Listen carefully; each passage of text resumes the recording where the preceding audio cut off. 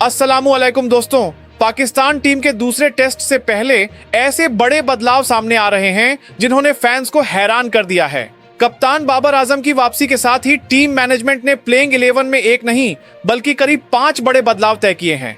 यानी पहले टेस्ट में दिखे कई खिलाड़ी दूसरे टेस्ट में एक्शन में नहीं दिखेंगे।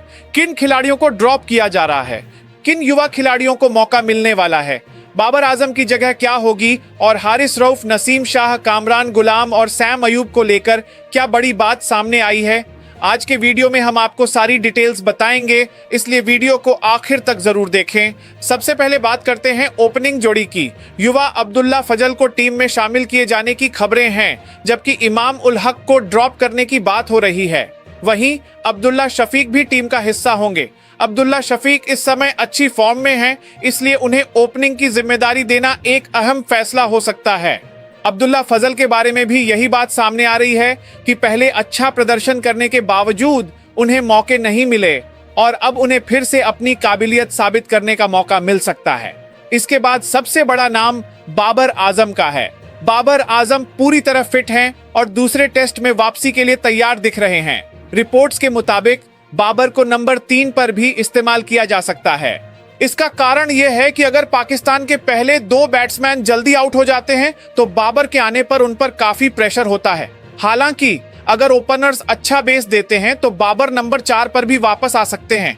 वैसे भी उनकी वापसी पाकिस्तान की बैटिंग लाइनअप के लिए सबसे बड़ी खबर है। शान मसूद के नंबर 4 पर बने रहने की उम्मीद है। मौजूदा हालात में पाकिस्तान के पास अनुभवी ऑप्शन कम है, इसलिए शान को टीम से बाहर रखना आसान फैसला नहीं होगा। इसके बाद मिडिल ऑर्डर में मोहम्मद ओवैस जाफर को मौका देने की बात हो रही है।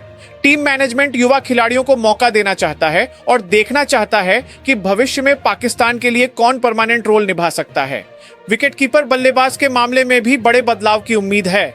अगर मोहम्मद रिजवान को आराम दिया जाता है या ड्रॉप किया जाता है तो गाजी गौरी को मौका मिल सकता है। रिजवान का टेस्ट रिकॉर्ड अपनी जगह है, लेकिन असली सवाल यह है कि कौन सा बल्लेबाज मुश्किल हालात में टीम को संभाल सकता है। पाकिस्तान को इस समय सिर्फ इंडिविजुअल रिकॉर्ड ही नहीं बल्कि मैच जिताने वाले परफॉर्मेंस की भी जरूरत है। अगर कोई बैटर प्रेशर में क्रीज पर नहीं टिकता है तो सिर्फ उसका एवरेज टीम के लिए काफी नहीं है। इसके बाद सलमान अली आगा का नाम आता है। आगा के टीम में बने रहने की उम्मीद है। इसकी एक बड़ी वजह यह है कि अगर उन्हें ड्रॉप किया जाता है तो पाकिस्तान के पास तुरंत उनकी जगह लेने के लिए ज्यादा मजबूत ऑप्शन नहीं है। अब देखना यह है कि आगा इस मौके का फायदा उठाते हैं या एक बार फिर अपने परफॉर्मेंस से सवाल खड़े करते हैं। इसके बाद spin bowling allrounder Sajid Khan की बारी आती है। साजिद का टीम में शामिल होना एक पॉजिटिव कदम हो सकता है, क्योंकि वह सिर्फ बॉल से ही नहीं बल्कि बैट और फील्डिंग से भी अपना रोल निभाने की कोशिश करते हैं। कई मौकों पर अच्छा परफॉर्म करने के बावजूद उन्हें टीम से बाहर बैठना पड़ा, इसलिए दूसरे टेस्ट में उनकी वापसी काफी अहम होगी। युवा उबैद शाह को भी फास्ट बॉलिंग में मौका मिलने की उम्मीद है। इंग्लिश कंडीशंस में स्पीड और सही लाइन लेंथ काफी अहम होती है। हमने देखा है कि कैसे इंग्लिश फास्ट बॉलर्स ने पाकिस्तान के बैटर्स को मुश्किल में डाला है, इसलिए पाकिस्तान को भी अपनी फास्ट बॉलिंग में अग्रेशन दिखाना होगा। सिर्फ डिफेंसिव लाइन पर बॉलिंग करने से काम नहीं चलेगा। उबैद शाह के साथ मोहम्मद अब्बास का नाम भी संभावित प्लेइंग 11 में शामिल किया जा रहा है, जबकि आखिरी बॉलिंग पोजीशन के लिए पिच कंडीशंस अहम होंगी।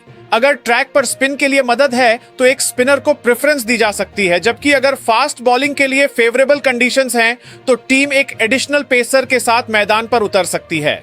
मोहम्मद अली या आमिर जमाल में से किसी एक के बारे में आखिरी फैसला भी कंडीशंस को देखकर किया जा सकता है। अब आते हैं बाबर आजम के उस बड़े प्लान पर जिसने फैंस की उम्मीदें फिर से बढ़ा दी हैं। रिपोर्ट्स के मुताबिक श्रीलंका के खिलाफ आने वाली टेस्ट सीरीज में पाकिस्तान टीम में और भी बड़े बदलाव देखने को मिल सकते हैं। युवा खिलाड़ियों को ज्यादा मौके देने पर खास ध्यान दिया जा रहा है। मकसद सिर्फ नामों वाली टीम बनाना नहीं है बल्कि ऐसी टीम बनाना है जो मुश्किल हालात में भी मैच जिता सके। पाकिस्तान क्रिकेट को इस समय सबसे ज्यादा जरूरत है कंसिस्टेंसी, मेरिट और युवा टैलेंट पर भरोसे की। अगर किसी युवा खिलाड़ी को मौका दिया जाता है तो उसे सिर्फ 1 या 2 मैच के बाद आउट करने के बजाय पूरा समय देना चाहिए। इसी तरह सीनियर खिलाड़ियों को भी अपने नाम के बजाय अपने परफॉर्मेंस से टीम में जगह बनानी चाहिए। तो दोस्तों, एक तरफ दूसरे टेस्ट के लिए संभावित प्लेइंग 11 में बाबर आजम की वापसी सबसे बड़ी खबर है, तो दूसरी तरफ युवा खिलाड़ियों को मौके देना भी एक अहम कदम साबित हो सकता है। अब असली टेस्ट मैदान पर होगा, जहां नाम नहीं बल्कि परफॉर्मेंस तय करेगी कि पाकिस्तान को जीत के करीब कौन ले जाएगा। मैच 27 अगस्त को पाकिस्तान के समय के अनुसार दोपहर 3 बजे के बाद शुरू होने की उम्मीद है। इसलिए तैयार रहें, क्योंकि पाकिस्तान की टीम दूसरे टेस्ट में अलग अंदाज में मैदान पर उतर सकती है। आपकी राय में इस प्लेइंग 11 में कौन सा खिलाड़ी होना चाहिए और कौन सा खिलाड़ी बाहर, अपनी राय कमेंट्स में जरूर शेयर करें। दोस्तों, इस पूरी सिचुएशन को दूसरे एंगल से देखते हैं, क्योंकि सिर्फ प्लेइंग 11 में बदलाव करना काफी नहीं है। असली सवाल यह है कि क्या ये बदलाव पाकिस्तान टीम की किस्मत बदल सकते हैं? क्या युवा खिलाड़ी सच में इस मौके को बड़े परफॉर्मेंस में बदल पाएंगे? और सबसे बड़ी बात, क्या बाबर आजम की वापसी से टीम की बैटिंग यूनिट को वह कॉन्फिडेंस मिलेगा जिसकी उसे इस समय सबसे ज्यादा जरूरत है? ये ऐसे सवाल हैं जिनका जवाब दूसरे टेस्ट के दौरान ही मिलेगा। पाकिस्तान की इस समय सबसे बड़ी प्रॉब्लम बैटिंग लाइन का इनकंसिस्टेंट परफॉर्मेंस है। एक मैच में कोई खिलाड़ी अच्छी इनिंग्स खेलता है, लेकिन अगले मैच में वही बैटिंग लाइन प्रेशर में बिखरती हुई नजर आती है। टेस्ट क्रिकेट में यह तरीका ज्यादा दिन नहीं चल सकता। यहाँ सिर्फ खूबसूरत शॉट खेलने से काम नहीं चलता। आपको घंटों क्रीज पर खड़े रहना होता है, नई बॉल का सामना करना होता है, स्विंग और सीम खेलना होता है, और फिर स्पिनर्स के खिलाफ भी अपनी टेक्निक साबित करनी होती है। इसलिए बाबर आजम की वापसी को इतना जरूरी माना जा रहा है। अगर बाबर अपनी बेस्ट फॉर्म में लौटते हैं तो न सिर्फ उनके रन जरूरी होंगे, बल्कि उनकी मौजूदगी बाकी बैट्समैन को भी कॉन्फिडेंस दे सकती है। एक ऐसा प्लेयर जिसने कई सालों तक पाकिस्तान की बैटिंग का बोझ उठाया है, अगर वह विकेट पर समय बिताने लगे तो प्रेशर भी विरोधी टीम पर ट्रांसफर हो जाएगा। लेकिन यहाँ एक बात साफ है, बाबर आजम के लिए यह कमबैक भी आसान नहीं होगा। फैंस की उम्मीदें पहले से ही बहुत ज्यादा हैं। जैसे ही बाबर क्रीज पर आएंगे, हर बॉल पर नजर होगी और हर रन को एनालाइज किया जाएगा। ऐसे में उन्हें अपने गेम पर फोकस करना होगा और खुद को फालतू प्रेशर से दूर रखना होगा। ओपनिंग में अब्दुल्ला शफीक का रोल भी बहुत अहम है। अगर वह नई बॉल के खिलाफ कम से कम एक लंबी पार्टनरशिप कर लेते हैं तो पाकिस्तान की पूरी इनिंग्स का मैप बदल सकता है। ओपनर्स का काम सिर्फ रन बनाना ही नहीं है, बल्कि नई बॉल के खतरनाक मूवमेंट को खत्म करना भी है। अगर पाकिस्तान पहले सेशन में बिना ज्यादा नुकसान के आउट हो जाता है तो मिडिल ऑर्डर के लिए सिचुएशन काफी बेहतर हो सकती है। यह युवा अब्दुल्ला फजल के लिए भी एक सुनहरा मौका होगा। युवा खिलाड़ियों के पास खोने के लिए बहुत कम होता है, और जब वे पहली बार बड़े मंच पर आते हैं तो उनके पास पाने के लिए बहुत कुछ होता है। अगर अब्दुल्ला फजल अपनी टेक्निक और कॉन्फिडेंस के साथ खेलते हैं तो वे टीम मैनेजमेंट को यह मैसेज दे सकते हैं कि उन्हें भविष्य के लिए रेगुलर मौके दिए जाने चाहिए। मिडिल ऑर्डर की बात करें तो शान मसूद पर भी प्रेशर रहेगा। कप्तानी छोड़ने के बाद भी उनसे सीनियर बैट्समैन के तौर पर बड़ी इनिंग्स की उम्मीद रहेगी। पाकिस्तान को ऐसे प्लेयर्स की जरूरत है जो टीम को न सिर्फ अच्छे समय में बल्कि मुश्किल समय में भी संभाल सकें।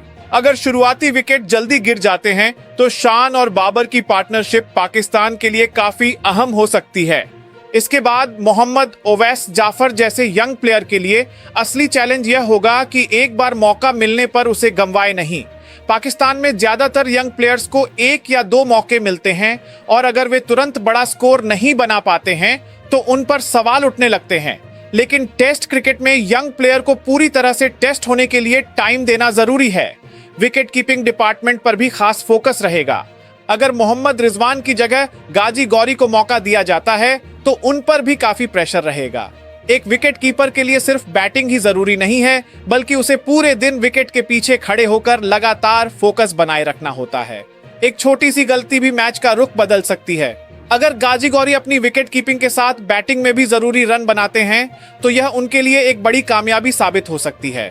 सलमान अली आगा के लिए भी हालात दिलचस्प हैं। उनसे सिर्फ बैटिंग ही नहीं बल्कि बॉलिंग में भी अहम रोल की उम्मीद की जा सकती है। अगर वह मिडिल ऑर्डर में रन बनाते हैं और कुछ जरूरी ओवर डालते हैं तो टीम का बैलेंस बेहतर हो सकता है। लेकिन अब उन्हें सिर्फ नाम के आधार पर ही नहीं बल्कि परफॉर्मेंस के आधार पर भी खुद को साबित करना होगा। साजिद खान की वापसी की स्थिति में पाकिस्तान के पास एक ऐसा बॉलर होगा जो लंबे स्पेल डाल सके। टेस्ट क्रिकेट में स्पिनर का रोल सिर्फ विकेट लेना ही नहीं बल्कि रन रोकना, प्रेशर बनाना और बैटर को गलतियां करने पर मजबूर करना भी होता है। अगर पिच पर थोड़ी भी स्पिन होती है तो साजिद खतरनाक साबित हो सकते हैं। फर्स्ट बॉलिंग की बात करें तो उबैद शाह सबका ध्यान खींच सकते हैं। इंग्लैंड जैसे हालात में खेलना एक युवा फर्स्ट बॉलर के लिए एक बड़ा टेस्ट होता है। यहाँ सिर्फ पेस काफी नहीं है, आपको लगातार लाइन और लेंथ के साथ बॉलिंग करनी होती है। अगर उबैद शाह शुरुआती ओवरों में कुछ जरूरी विकेट ले लेते हैं तो मैच की शुरुआत ही पाकिस्तान के लिए बदल सकती है।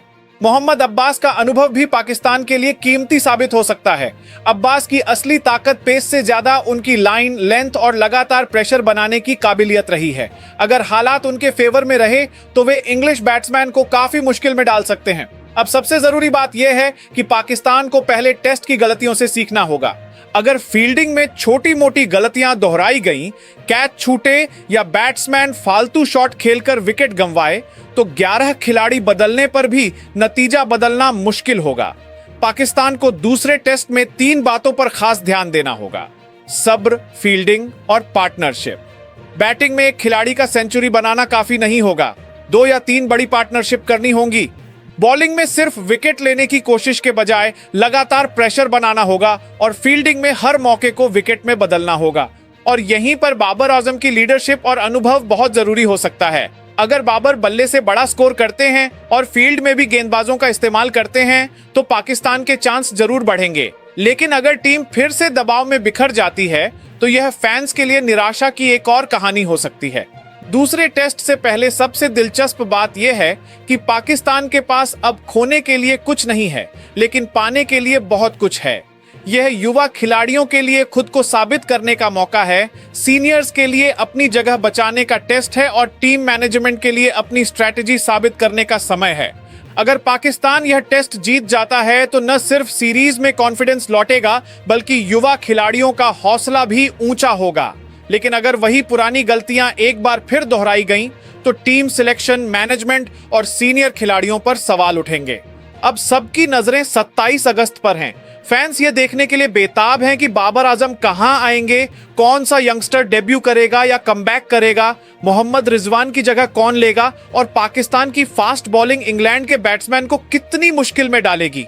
तो दोस्तों, आपको क्या लगता है, क्या बाबर आजम की वापसी से पाकिस्तान दूसरे टेस्ट में और मजबूत होगा? क्या यंगस्टर्स को और मौके मिलने चाहिए? और क्या टीम मैनेजमेंट को और बड़े फैसले लेने चाहिए? अपनी राय कमेंट्स में जरूर शेयर करें, क्योंकि आपकी राय हमारे अगले वीडियो का सब्जेक्ट भी बन सकती है। अगर आप पाकिस्तान क्रिकेट की हर जरूरी खबर, संभावित प्लेइंग 11, प्लेयर परफॉर्मेंस और मैच से पहले के सभी बड़े अपडेट्स सबसे पहले जानना चाहते हैं तो अभी सूजी क्रिकेट को सब्सक्राइब करें, वीडियो को लाइक करें और अपने क्रिकेट फ्रेंड्स के साथ शेयर करें। इंशाअल्लाह हम अगले वीडियो में एक और बड़े क्रिकेट अपडेट के साथ वापस आएंगे। पाकिस्तान जिंदाबाद,